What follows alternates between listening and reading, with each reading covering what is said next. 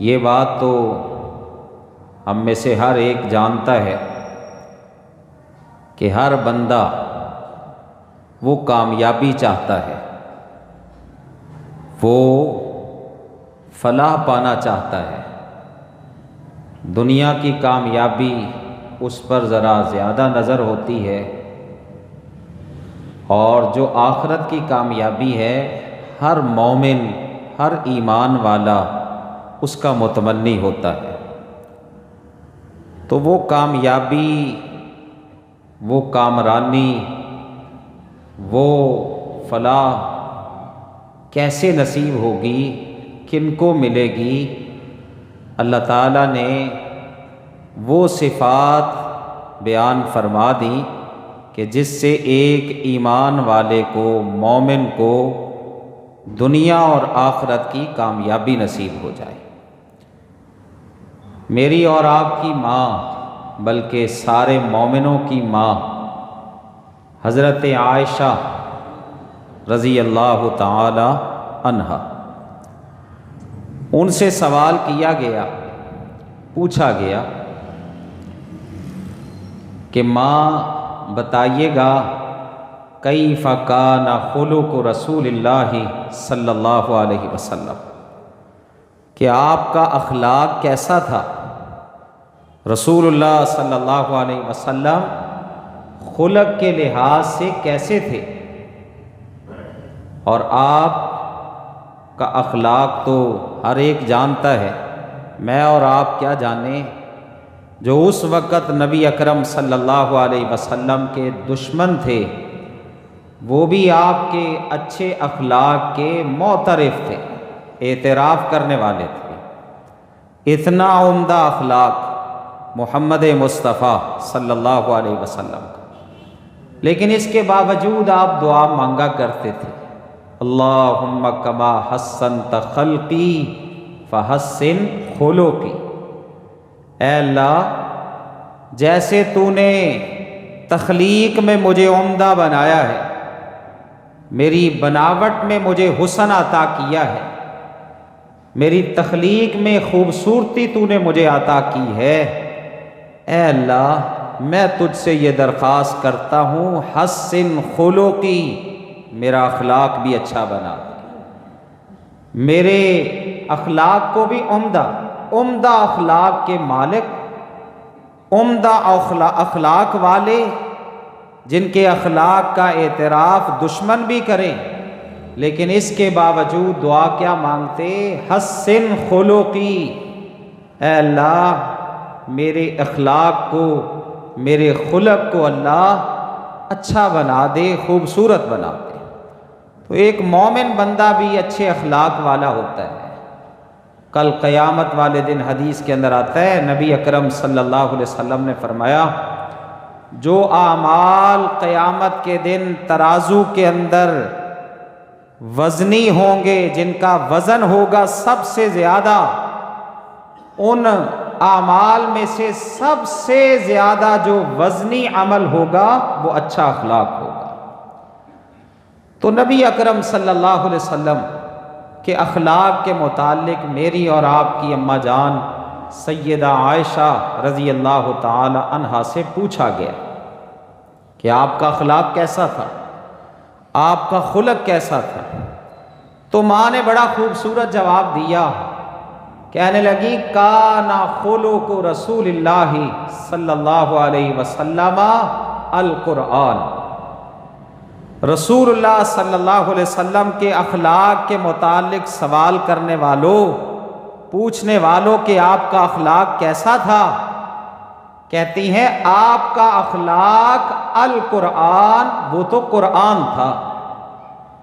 قرآن کے اندر اللہ نے جو صفات بیان فرما دی اور جو اللہ نے حکم احکامات دے دیے، یہ اخلاق تھا محمد مصطفیٰ کا صلی اللہ علیہ وسلم۔ اور پھر حضرت عائشہ رضی اللہ تعالی عنہا کہنے لگی سوال کرنے والے کو، پوچھنے والے کو، حضرت عائشہ فرمانے لگی اللہ اکبر کہ تو سورۃ المؤمنون کی ابتدائی 10 آیات پڑھ، 10 آیات پڑھ، ابتدائی جو 10 آیات ہیں، ایک روایت میں 9 کا اور ایک روایت میں 10 کا، اور پھر ماں نے وہ آیات پڑھی. یہ وہ آیات جو آپ کے سامنے ابھی پڑھی ہیں، حضرت عائشہ نے وہ آیات پڑھی اور پڑھ کے پھر فرمایا ہاکذا کان خلق رسول اللہ صلی اللہ علیہ وسلم، اللہ کے رسول کا اخلاق بس ایسا ہی تھا. جو صفات ان آیات کے اندر اللہ نے مومنوں کی بیان فرما دی نا، یہ اخلاق تھا محمد مصطفیٰ کا صلی اللہ علیہ وسلم. یہ صفات تھی آپ کے اندر پائی جاتی. ان صفات سے اب یہ آپ اندازہ کر لیں کہ ان آیات کے اندر جو اللہ نے مومنوں کی صفتیں بیان کی ہیں وہ کس قدر اہمیت کی حامل ہیں، کس قدر اہم صفات ہیں. اما عائشہ فرماتی یہ اوصاف محمد مصطفیٰ صلی اللہ علیہ وسلم کے اندر پائے جاتے تھے. حضرت ابو سعید خدری کہتے ہیں رضی اللہ تعالی عنہ، ایک روایت مرفوعاً بھی آتی ہے اور ایک موقوفاً بھی، بہرحال جو موقوفاً روایت ہے وہ صحیح ہے. ابو سعید خدری کہتے ہیں اللہ تعالیٰ نے جنت بنائی. جنت کو بناتے ہوئے اللہ نے ایک اینٹ سونے کی، ایک اینٹ چاندی کی، پھر اس کا گارا کستوری کا، پھر مٹی زعفران کی، پھر اس کے جو کینکر تھے وہ یاقوت اور موتی کے. اس طرح اللہ نے جنت کو بنایا. اور پھر جنت کو اللہ نے فرمایا کہ جنت بات کر، بول، تو کیا بولتی ہے؟ اب جنت بولے، یہ کیسے ممکن ہے؟ بہت سارے لوگ مسلمانوں کے اندر بھی پائے جاتے ہیں جو کہتے ہیں یہ تو سب بناوٹی باتیں ہیں. جنت کلام کرے، جہنم بات کرے. اللہ نے قرآن کے اندر اس مسئلے کو بیان کیا.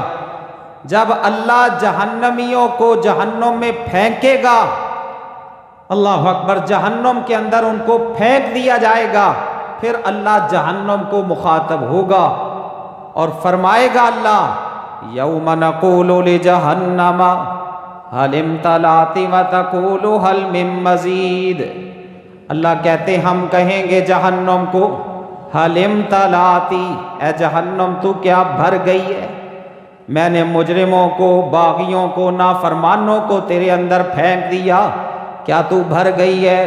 تو آگے سے جہنم کیا کہے گی؟ هل من مزید، اللہ بھرنے کے باوجود میرے دامن میں تیرے باغیوں کے لیے وافر مقدار میں جگہ ہے. کوئی اور مجرم بھی ہے تو لے آؤ، کوئی اور باغی بھی ہے تو لے آؤ. اس طرح حدیث کے اندر آتا ہے اللہ تعالیٰ، یہ سورۃ قاف ہے 26واں پارہ، اس میں اللہ نے فرمایا حلم تلاتی، جہنم کو اللہ کہے گا بھر گئی تو. آگے سے جہنم کیا کہے گی؟ حل من مزید، اللہ کوئی اور مجرم بھی ہے تو اس کو بھی میرے اندر پھینک دو، میرے دامن میں تیرے باغیوں کے لیے بڑی وافر جگہ موجود ہے. اور حدیث کے اندر آتا ہے پھر پکڑ پکڑ کے جہنم کے اندر جہنمیوں کو پھینکا جائے گا. اللہ اکبر، اس کے باوجود جہنم کہتی رہے گی حل من مزید، کوئی اور مجرم، کوئی اور باغی، کوئی اور نافرمان، اللہ اکبر، کوئی اور تیرا دشمن اگر اللہ ہے تو اس کو بھی پھینک دے. صحیح بخاری کے اندر آتا ہے پھر اللہ اپنا پاؤں رکھے گا جہنم میں، پھر جہنم میں اللہ اپنا پاؤں رکھے گا، اور جب اللہ پاؤں رکھے گا نا پھر جہنم کہے گی قط قط، اللہ بس، اب میرے اندر کوئی گنجائش نہیں ہے. اللہ اکبر، اس طرح پھر اللہ جہنم کے، اللہ اکبر، جہنم کو بھرے گا اپنا پاؤں رکھ کے، پھر جہنم کی بس ہوگی. اور ایک اور مقام پہ اللہ نے فرمایا کلا انہا لظی نزاعۃ للشوی تدعو من ادبر وتولی وجمع فاوعی ان الانسان خلق ہلوعا.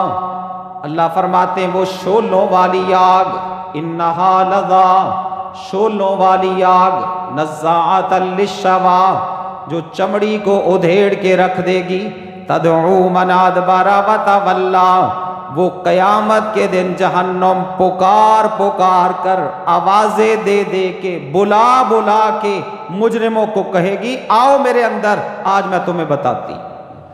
یہ سورۃ المعارج ہے۔ تدعو من ادبر وتولی، اللہ کہتے جہنم آوازیں دے گی ہر اس شخص کو جس نے منہ پھیر لیا، پیٹھ پھیر لی، وجمع فاوعی، اور مال کو جمع کر کر کے رکھتا رہا، اللہ کی راہ میں خرچ کرنے کی اس نے ضرورت ہی محسوس نہ کی، جہنم اس کو بلا بلا کے اپنی طرف بلائے گی، آوازیں دے گی تجھے میں آج بتاتی ہوں۔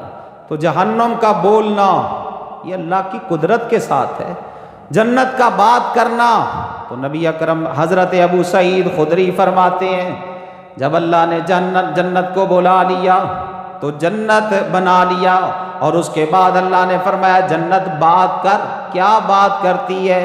تو جنت نے اس وقت یہی قرآن کی آیات پڑھی، قد افلح المؤمنون الذین هم فی صلاتهم خاشعون والذین هم عن اللغو معرضون والذین هم للزکاة فاعلون والذین هم لفروجهم حافظون الا علی ازواجهم او ما ملکت ایمانهم فانهم غیر ملومین فمن ابتغى وراء ذلك فأولئك هم العادون والذین هم لأماناتهم وعهدهم راعون والذین هم على صلواتهم يحافظون أولئك هم الوارثون۔ ان آیات میں اللہ نے جو مومنوں کی صفتیں بیان کی ہیں نا، اس سے بھی آپ اہمیت کا اندازہ کر لیں کہ یہ صفات ایک مومن کے اندر کس قدر ضروری ہیں۔ رسول اللہ کا اخلاق پوچھا گیا کہ آپ کا اخلاق کیسا تھا؟ ماں نے بتایا خلقہ القرآن، آپ کا اخلاق قرآن تھا۔ اور پھر سورۃ مومنون کی ابتدائی آیات پڑھی، جنت کو اللہ نے فرمایا کہ بول، بات کر، تو جنت میں نے بھی مومنوں کا تذکرہ کرتے ہوئے انہی صفات کا ذکر کیا۔ اب یہ صفات ہے کیا؟ اللہ اکبر، جو اللہ نے ان آیات کے اندر مومنوں کی صفتیں بیان فرمائی ہیں وہ ہے کیا؟ سب سے پہلی صفت اللہ فرماتے ہیں، ایک تو ایمان ہے نا، ایمان کے بغیر تو گزارا ہی نہیں ہے۔ اگر کوئی بندہ کہتا ہے نا کہ میں ایمان کے بغیر جنت میں چلا جاؤں گا، یہ اس کی خام خیالی ہے۔ قرآن میں اللہ نے فرمایا جو کافر لوگ ہوں گے نا، ان کے اللہ اکبر اعمال، جو اچھے کام ہیں وہ سب ہوا کی طرح اڑا دیے جائیں گے، اور اسی طرح بے شمار آیا۔ تو سب سے بنیادی چیز تو ایمان ہے۔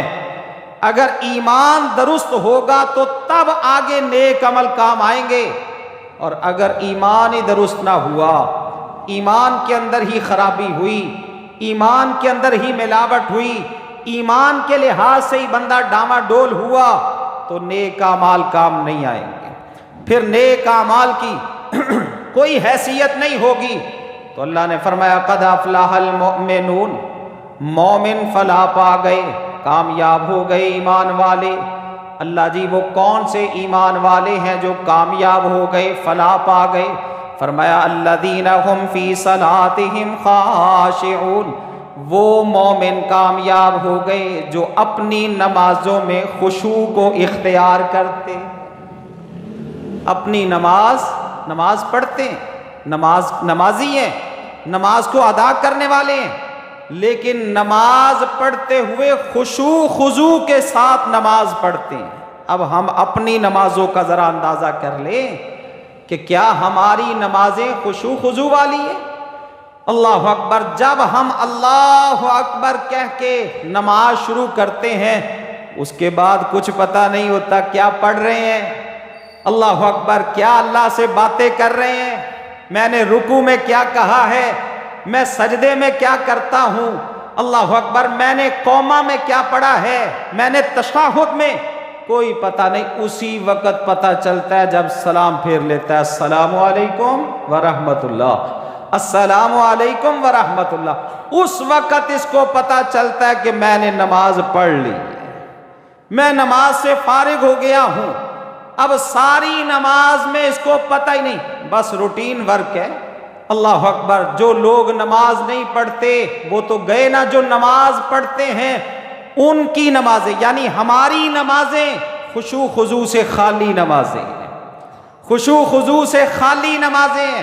اور رسول اللہ صلی اللہ علیہ وسلم کا فرمان ہے، آپ نے فرمایا سب سے پہلے جو عمل اٹھا لیا جائے گا قیامت کے قریب، سب سے پہلے جو عمل اٹھا لیا جائے گا وہ نمازیوں کی نمازوں سے خشوع خضوع کو اٹھا لیا جائے گا، سب سے پہلے یہ عمل ختم ہوگا۔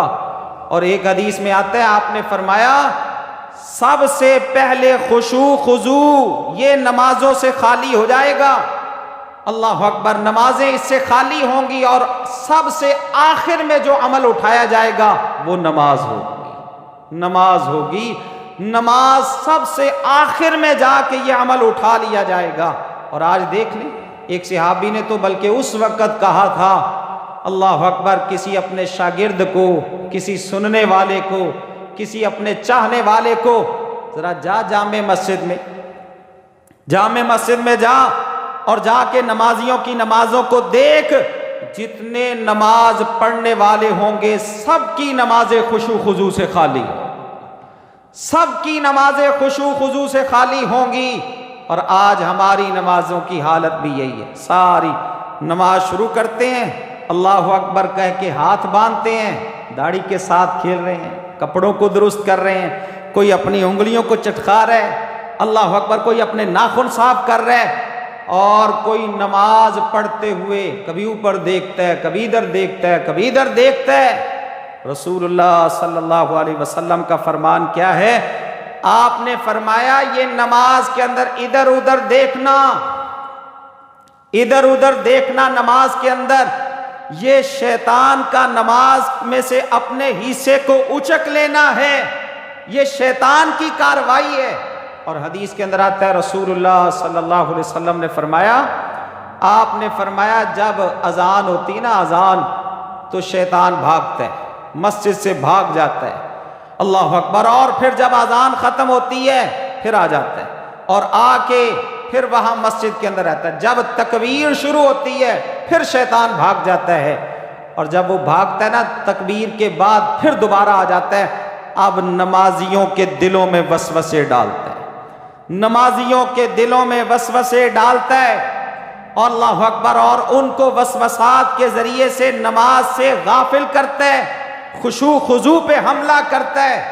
ہاں، آپ نے اس شیطان سے حفاظت کا طریقہ بھی بتا دیا، اس شیطان سے آپ نے اس کا نام بھی بتایا کہ یہ نام اس کا کیا، خنزب نام ہے، آپ نے فرمایا جو نماز میں نمازیوں کے دلوں میں آ کے وسوسے پیدا کرتا ہے، اس کا نام خنزب ہے۔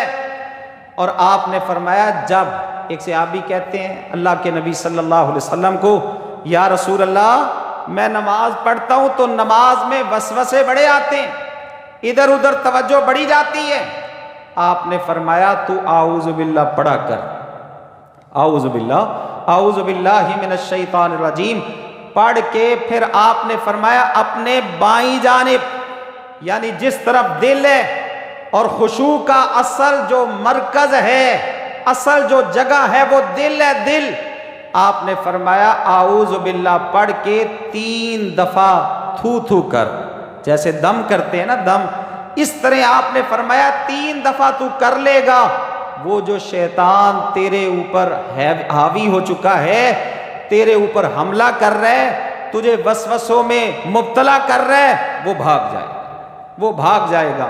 تو ہماری نمازیں خشوع خضوع سے خالی، نبی اکرم صلی اللہ علیہ وسلم نے تو ایسے ظاہری اعمال سے بھی منع کیا ہے جس سے بندے کا خشوع خضوع باقی نہ رہے، خشوع کے بغیر وہ نماز، مثلا اگر کسی بندے کو پیشاب آیا ہوا ہے، سخت حاجت ہے اس کو، آپ صلی اللہ علیہ وسلم نے اس کو منع فرمایا کہ وہ اس حالت میں نماز نہ پڑھے، اس حالت میں نماز نہ پڑھے، بلکہ پہلے اپنی حاجت کو پورا کرے، اللہ اکبر، پہلے بولو براز سے فارغ ہو اور اس کے بعد آ کے نماز پڑھے۔ کیوں؟ اگر اسی حالت میں وہ نماز پڑھے گا نا تو ساری نماز میں توجہ اس طرف رہے گی، ساری نماز میں توجہ اس طرف رہے گی۔ اسی طرح نبی اکرم صلی اللہ علیہ وسلم نے فرمایا اگر کسی بندے کو بھوک لگی ہوئی ہے اور شدت کی بھوک ہے، آپ نے فرمایا، پھر ایک روایت میں آتا ہے کہ شدت کی بھوک کے باوجود اس کے سامنے کھانا پڑا ہوا ہے، کھانا آ گیا ہے، ادھر نماز کا وقت ہے، ادھر نماز کا وقت ہے، نماز کھڑی ہو رہی ہے یا جو ہے نا وہ جماعت کا وقت ہو گیا ہے، تو پہلے وہ کھانا کھائے، کھانا کھانے کے بعد پھر نماز پڑھے۔ ایک روایت میں آتا ہے عبداللہ بن عمر رضی اللہ تعالی عنہ مسجد میں ہوتے، شدت کی بھوک ان کو لگی ہوتی، سامنے کھانا آ جاتا اور ادھر جماعت کھڑی ہو جاتی، عبداللہ بن عمر پہلے کھانا تناول فرماتے اور اس کے بعد پھر نماز پڑھتے۔ پھر اس کے بعد یہ سبب کیوں ہے؟ آپ نے کیوں کہا کہ پہلے وہ کھانا کھا لے؟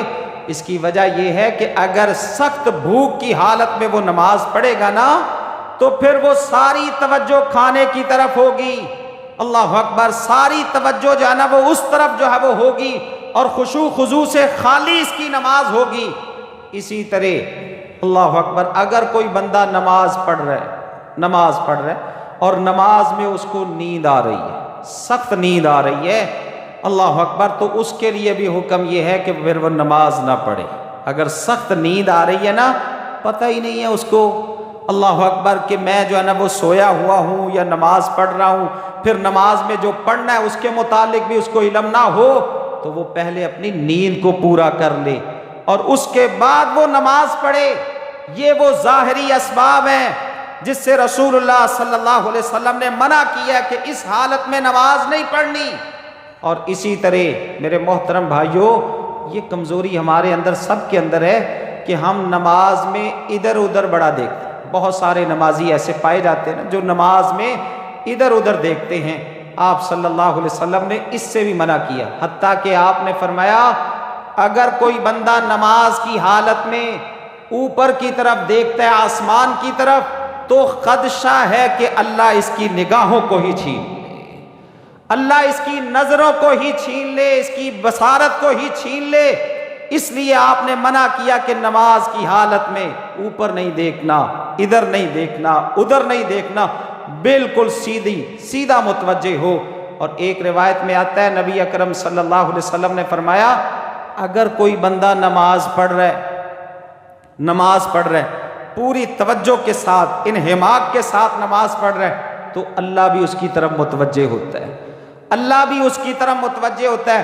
اور اگر وہ بندہ نماز پڑھتے ہوئے توجہ ہٹا لیتا ہے سامنے سے اور ادھر ادھر دیکھنا شروع کر دیتا ہے، تو اللہ بھی پھر اس سے توجہ کو ہٹا لیتا ہے، اللہ بھی توجہ کو ختم کر دیتا ہے۔ تو خشوع خضوع نمازوں کے اندر اللہ اکبر کس قدر ہونا چاہیے، بہت سارے مثالیں موجود ہیں، بہت ساری مثالیں۔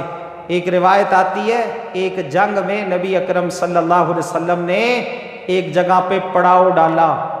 جب آپ نے پڑاؤ ڈالا نا تو آپ نے اپنے 2 صحابیوں کو مقرر کیا۔ خشوع خضوع والی نمازیں کیسی ہوتی ہیں؟ یہ 2 صحابیوں کو آپ نے مقرر کیا کہ تم نے پہرا دینا ہے۔ ایک حضرت عمار بن یاسر تھے اور ایک اور صحابی تھے، 2 صحابیوں کو آپ نے مقرر کیا۔ حضرت عمار نے پہرا دیا، پہرا دینے کے بعد حضرت عمار سو گئے اور اپنے دوسرے ساتھی کو کہا کہ تو پہرا دینا شروع کر دے۔ وہ پہرا دے رہا تھا، اچانک اس کے ذہن میں یہ بات آ گئی کہ میں نے پہرا تو دینا ہی ہے، کیوں نہ میں اس حالت میں نماز پڑھ لوں۔ اللہ اکبر، کھڑا کھڑا دشمن کو بھی یہی محسوس ہوگا کہ یہ پہرا دے رہا ہے اور اس حالت میں نماز پڑھ لیتا ہوں۔ اس نے نماز شروع کی انتہائی خشوع خضوع کے ساتھ۔ دشمن پیچھے سے آیا، اس نے ایک تیر پھینکا اس کی طرف، اس کے جسم میں وہ جا کے پیوست ہوا۔ اس نے نماز پڑھتے پڑھتے وہ تیر اپنے جسم سے نکال دیا۔ دوسرا تیر آیا، تیسرا تیر آیا، اللہ اکبر، اس نے اپنی نماز تسلی سے پڑھی، خون کے ساتھ اس کا جسم لت پت ہے، نماز پڑھی، نماز سے فارغ ہوا، پھر حضرت عمار بن یاسر کو اٹھایا۔ عمار بن یاسر کو جب اٹھایا تو وہ پریشان ہوئے ہیں، اللہ اکبر، تو اتنا زخمی، تو اس حالت میں بھی نماز پڑھتا رہا، تو پہلے ہی جب پہلا تیر آیا تھا اس کے بعد نماز کو ختم کرتا اور مجھے اٹھا دیتا۔ وہ آگے سے کہنے لگا سورۃ الکہف پڑھ رہا تھا، لذت ہی اتنی آ رہی تھی، اللہ اکبر، کہ دل نہیں چاہ رہا تھا کہ میں نماز کو ختم کروں، اور اس حالت میں تو مجھے تکلیف بھی محسوس نہیں ہو رہی تھی۔ جب میں نے سورۃ الکہف مکمل کر لی، اس کے بعد اللہ اکبر نماز کو پورا کیا، پھر آپ کو اٹھایا۔ تو یہ ہے خشوع خضوع والی نماز، اللہ اکبر، یہ ہے توجہ والی نماز۔ حضرت عبداللہ بن زبیر رضی اللہ تعالی عنہ، صحابی رسول حضرت عبداللہ بن زبیر رضی اللہ تعالی عنہ بعض دفعہ اتنا لمبا رکوع کرتے، ان کے ایک شاگرد تابعی کہتے ہیں ایک دفعہ عبداللہ بن زبیر نے اتنا لمبا رکوع کیا کہ وہ رکوع کی حالت میں تھے، ہم نے اس حالت میں سورۃ بقرہ پڑھی، آل عمران پڑھی، نساء پڑھی، مائدہ پڑھی، یہ 4 سورتیں ہم نے تلاوت کی۔ عبداللہ بن زبیر اس کے باوجود ابھی رکوع کے اندر تھے، اتنی نماز میں لذت آتی ان کو۔ ایک دفعہ عبداللہ بن زبیر نماز پڑھ رہے ہیں، اللہ اکبر، ظالم بادشاہ وہ پتھر پھینک رہے، منجنیق کے ذریعے پتھر پھینک رہے، عبداللہ بن زبیر اپنی نماز میں مشغول ہیں۔ اسی طرح سیدنا علی بن حسین بن علی، جن کا لقب ہے زین العابدین، اور زین العابدین لقب ان کا کیوں پڑا؟ ان کی کثرت عبادت کی وجہ سے، کہ وہ بہت زیادہ عبادت کرنے والے تھے، بہت زیادہ اللہ کی راہ میں خرچ کرنے والے تھے، خشوع خضوع کا ان کے، اللہ اکبر، ان کے اندر کیا شوق تھا خشوع کا۔